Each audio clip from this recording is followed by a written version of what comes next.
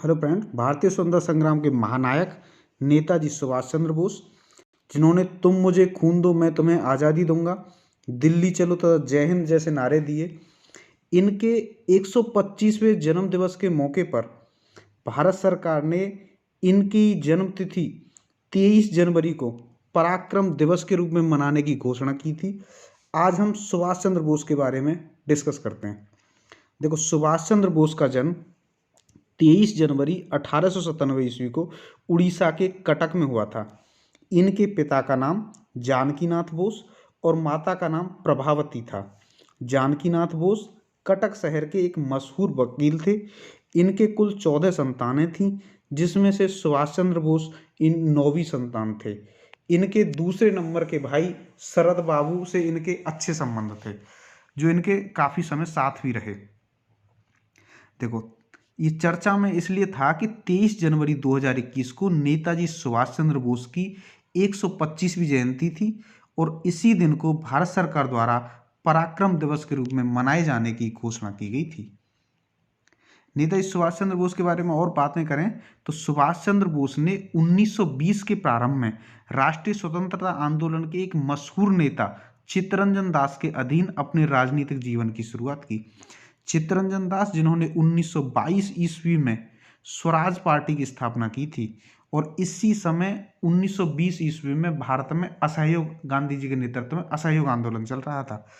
1920 ईस्वी में उन्होंने ICS इंडियन सिविल सर्विस सेवा परीक्षा उत्तीर्ण की थी और इसमें इनकी चौथी रैंक थी, किंतु बाद में 1921 ईस्वी में उन्होंने इससे त्यागपत्र दे दिया, क्योंकि ये स्वामी विवेकानंद और अरविंद घोष के विचारों से प्रभावित थे तथा भारत माता की स्वतंत्रता के लिए कुछ करना चाहते थे, अंग्रेजों के अधीन काम करना नहीं चाहते थे। 1920 के दशक के अंत तक आते आते सुभाष चंद्र बोस कांग्रेस के एक युवा एवं उग्र सुधारवादी समूह के नेता के रूप में उभर कर सामने आए। चित्तरंजन दास के अंतर्गत 1921 ईस्वी में बोस द्वारा फॉरवर्ड नामक समाचार पत्र का संपादन किया गया। बाद में उन्होंने अपना स्वयं का समाचार पत्र स्वराज प्रारंभ किया। अपनी प्रबल राष्ट्रवादी भावना के प्रदर्शन के कारण बोस को ब्रिटिश हुकूमत द्वारा कई बार गिरफ्तार भी किया गया था। वर्ष 1925 में उन्हें ब्रिटिश सरकार द्वारा बर्मा निर्वासित किया गया। ब्रिटिश सरकार का मानना था कि बोस का गुप्त क्रांतिकारी आंदोलन से संबंध था, क्योंकि उस समय एक गोपीनाथ साहा थे जिन्होंने एक अंग्रेज की हत्या कर दी थी, जिस पर बोस फूट फूट कर रोए थे। तो इससे उन्हें पता चल गया कि ये मतलब इनसे संबंधित, तब इन्हें गिरफ्तार किया गया था।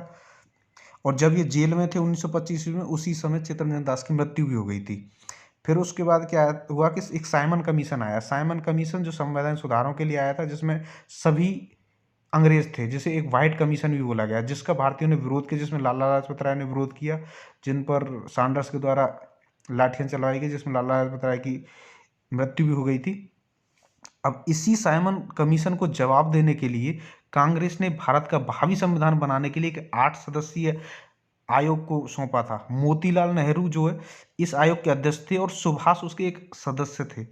इस आयोग ने नेहरू रिपोर्ट पेश की थी, तो सुभाष चंद्र बोस नेहरू आयोग के सदस्य थे। देखो, वर्ष 1929 में सुभाष चंद्र बोस ने all India trade union Congress AITUC के अध्यक्ष के रूप में कार्यभार संभाला। उनके द्वारा द इंडियन स्ट्रगल नामक पुस्तक लिखी गई, जिसमें उन्होंने 1920 से लेकर 1934 तक के देश के स्वतंत्रता आंदोलन के विवरण को शामिल किया। और इसके बाद ये यूरोप चले गए थे। यूरोप, जहां इन्होंने इटली में मुसोलिनी से भी मुलाकात की थी। बाद में तो इनकी मुलाकात हिटलर से भी हुई है। और इनकी एक और बुक है द इंडियन पिलग्रिमेज, जो अधूरी रह गई है। और चलते हैं नेक्स्ट। 1938 में बोस गुजरात के बारदौली जिले में भारतीय राष्ट्रीय कांग्रेस के हरिपुरा अधिवेशन में अध्यक्ष के रूप में चुने गए। इसी अधिवेशन में उनके गांधी जी के साथ वैचारिक मतभेद उत्पन्न हुए। वर्ष 1939 में कांग्रेस के त्रिपुरी अधिवेशन में बोस को पुनः अध्यक्ष के रूप में चुना गया। अध्यक्ष के चुनाव में गांधी जी द्वारा समर्थित पट्टाभी सीतारामैया की हार हुई थी तथा गांधी जी ने इसे अपनी व्यक्तिगत हार स्वीकार किया। इससे गांधी जी का दल और दूसरे दलों में मतभेद उत्पन्न हो गया। इतना हो गया कि यहाँ तक कि जो 14 सदस्य थे कार्यकारिणी में, उसमें से 12 सदस्यों ने त्यागपत्र दे दिया, जिसमें जवाहरलाल नेहरू तटस्थ रहे तथा इनके भाई शरद बाबू ही इनके साथ रहे थे। इसके बाद इन्होंने एक अपने फॉरवर्ड ब्लॉक की स्थापना की थी और जो बाद में राजेंद्र प्रसाद को कांग्रेस का अध्यक्ष बनाया गया था।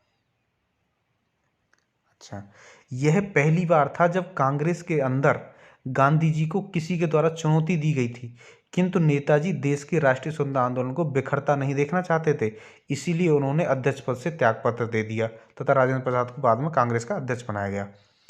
इसके बाद उन्होंने कांग्रेस के अंदर एक अखिल भारतीय फॉरवर्ड ब्लॉक का गठन किया, जिसका उद्देश्य राजनीतिक वामपंथ को मजबूत करना था। उनके इस चरम वामपंथी एवं साम्राज्यवाद विरोधी व्यवहार के कारण उन्हें कांग्रेस से निष्कासित कर दिया गया। नेताजी की उग्र क्रांतिकारी एवं सुधारवादी गतिविधियों के कारण उन्हें ब्रिटिश सरकार द्वारा नजरबंद कर दिया गया। इनके घर में ही इन्हें नजरबंद किया गया, जहां से ये दूसरा वेश बदलकर निकल गए। अच्छा देखो, वे मानते थे कि भारत को आज़ाद कराने के लिए ब्रिटेन के शत्रु देशों का सैन्य सहयोग मिलना आवश्यक है, इसीलिए वो जर्मनी गए और वहाँ हिटलर से मिले। इसी उद्देश्य से 1942 ईस्वी में अंग्रेजों की आंखों में धूल झोंकते हुए जर्मनी जा पहुंचे। ये यहाँ से पहले काबुल गए थे, काबुल से फिर जर्मनी गए थे। उन्होंने वहाँ आज़ाद हिंद रेडियो की शुरुआत की एवं फ्री इंडिया सेंटर की स्थापना की एवं हिटलर से भारत की स्वतंत्रता के लिए मदद भी मांगी, लेकिन उन्हें हिटलर से ज़्यादा मदद नहीं मिली। देखो, किंतु जब हिटलर ने उन्हें रूस के विरुद्ध प्रयोग करने का प्रयास किया तो उन्होंने दक्षिण पूर्व एशिया जाने का फैसला किया। जुलाई 1943 में वे पनडुब्बी द्वारा जापानी नियंत्रण वाले सिंगापुर पहुंचे। वहां उन्होंने आज़ाद हिंद फौज की स्थापना की। आज़ाद हिंद फौज जहां वहां उन्हें सहयोग मिला था रास बिहारी बोस और कैप्टन मोहन सिंह, ये ऑलरेडी वहां सक्रिय थे। देखो, साथ ही उन्होंने भारतीय राष्ट्रीय सेना यानी आज़ाद हिंद फौज का नेतृत्व किया। दरअसल आज़ाद हिंद फौज की स्थापना मोहन सिंह ने की थी एवं जापान में निर्वासित राष्ट्रवादी क्रांतिकारी रास बिहारी बोस ने नेताजी से सहयोग के लिए आग्रह किया था। नेताजी की अस्थायी सरकार ने दिल्ली चलो का नारा देते हुए ब्रिटेन एवं अमेरिका के खिलाफ युद्ध की घोषणा कर दी। इनकी अस्थायी सरकार को 11 देशों ने मान्यता भी दी थी, जैसे जर्मनी, इटली, जापान जैसे देशों ने। सुभाष चंद्र बोस ने रंगून एवं सिंगापुर में आईएनए के क्वार्टर स्थापित किए एवं कुछ ही महीनों में 3 लड़ाकू ब्रिगेडें खड़ी की, जिनके नाम गांधी, आज़ाद तथा नेहरू के नाम पर रखे गए थे। गांधी ब्रिगेड, आज़ाद ब्रिगेड मतलब सुभाष ब्रिगेड तथा नेहरू ब्रिगेड। जल्दी ही अन्य ब्रिगेडें भी स्थापित की गईं, जिनके नाम सुभाष ब्रिगेड, रानी झांसी ब्रिगेड रखे गए थे। इनमें रानी झांसी महिलाओं से निर्मित थी, जिसकी जो अध्यक्ष थी वो सहगल थी, लक्ष्मी सहगल। नेताजी की संपूर्ण फौज में उनके अतिरिक्त अन्य कमांडर थे शाहनवाज खान, गुरबख्श सिंह ढिल्लो एवं प्रेम कुमार सहगल।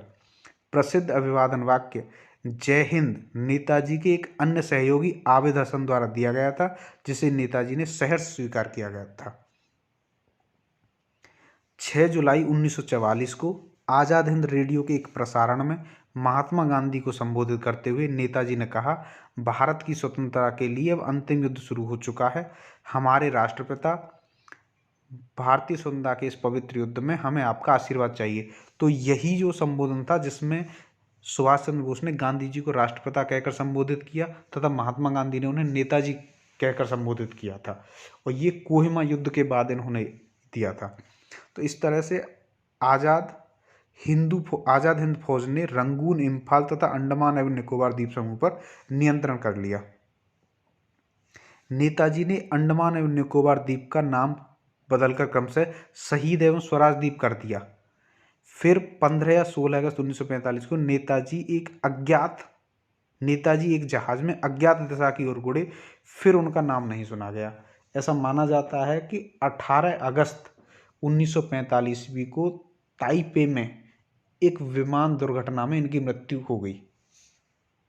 कुछ लोगों का मानना है कि इनकी बॉडी जल गई थी, जिसे अस्पताल में लाया गया था। ताइपे के एक अस्पताल में 9 बजे के आसपास इनकी मृत्यु हो गई, लेकिन उसका पूर्ण प्रूफ नहीं है। एक मुखर्जी आयोग की रिपोर्ट आई थी जिसमें ये ताइवान में ये बताया गया था कि इस दिन कोई दुर्घटना ही नहीं हुई। तो इसीलिए ये इनकी मृत्यु एक रहस्यमय, अभी भी एक रहस्य बना हुआ है। भारतीय स्वतंत्रता आंदोलन में नेताजी के अमूल्य योगदान को देखते हुए वर्ष 2018 में अंडमान एवं निकोबार द्वीप समूह के रॉस, नील एवं हैवलॉक द्वीपों के नाम बदलकर क्रमशः नेताजी सुभाष चंद्र बोस द्वीप, जो रॉस द्वीप है उसका नाम नेताजी सुभाष चंद्र बोस द्वीप, नील द्वीप का नाम शहीद द्वीप एवं हैवलॉक द्वीप का नाम स्वराज द्वीप कर दिया गया है। तो नेताजी सुभाष चंद्र बोस, इनका जन्म हुआ 23 जनवरी 1897 ईस्वी को। 23 जनवरी को पराक्रम दिवस के रूप में मनाया जाता है तथा इनकी मृत्यु 18 अगस्त 1945 ईस्वी को मानी जाती है। इन्होंने दिल्ली चलो, जय हिंद तथा तुम मुझे खून दो मैं तुम्हें आज़ादी दूंगा का नारा दिया। आज़ाद हिंद फौज का गठन किया। 1938 के हरिपुरा कांग्रेस अधिवेशन की अध्यक्षता की। 1939 में भी त्रिपुरी कांग्रेस की अध्यक्षता करने के लिए चुने गए थे। दी इंडियन स्ट्रगल नामक पुस्तक लिखी। ये सब है नेताजी सुभाष चंद्र बोस के बारे में। So this is for the day. Thank you.